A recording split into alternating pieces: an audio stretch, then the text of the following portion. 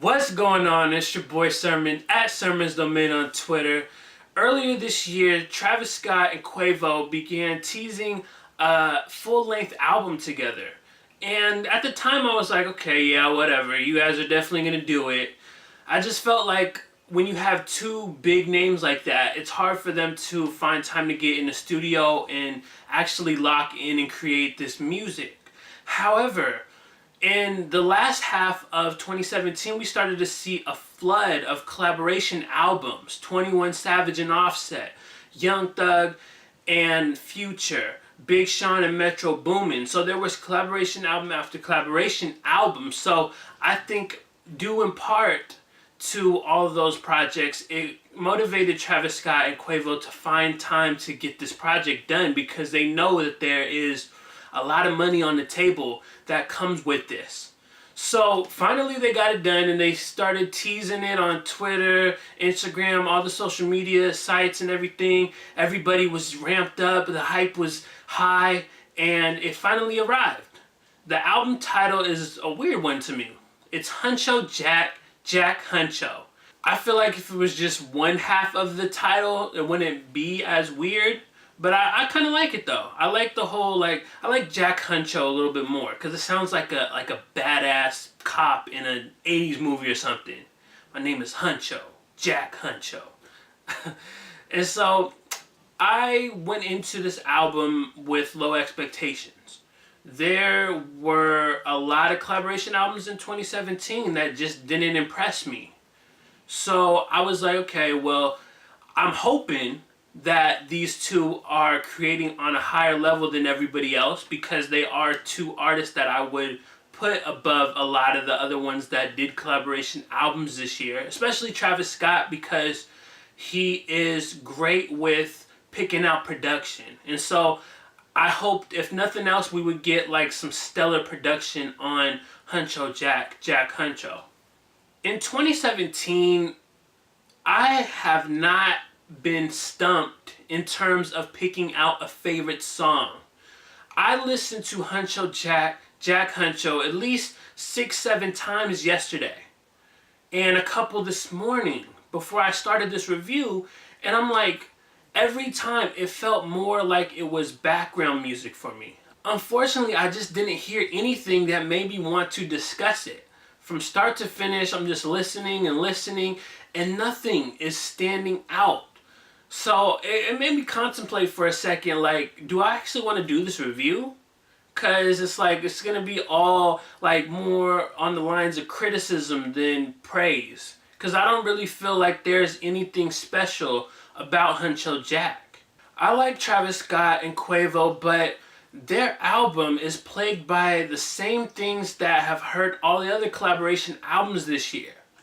I don't feel like these two have enough chemistry to carry for an entire project. They might have some good songs in the past, like Pick Up the Phone, Oh My Decide, but ultimately this project, Huncho Jack, doesn't feel like it is a culmination of those two big singles. The beats themselves just don't have any identity to them. There is really no like brilliance of Birds in the Trap. Like when you listen to Birds in the Trap and you hear the production, you like that. And you can tell that it was fitting for Travis Scott. Like he actually sat in the studio and whether he produced on it or not, he was involved to make it sound like it was supposed to be for him.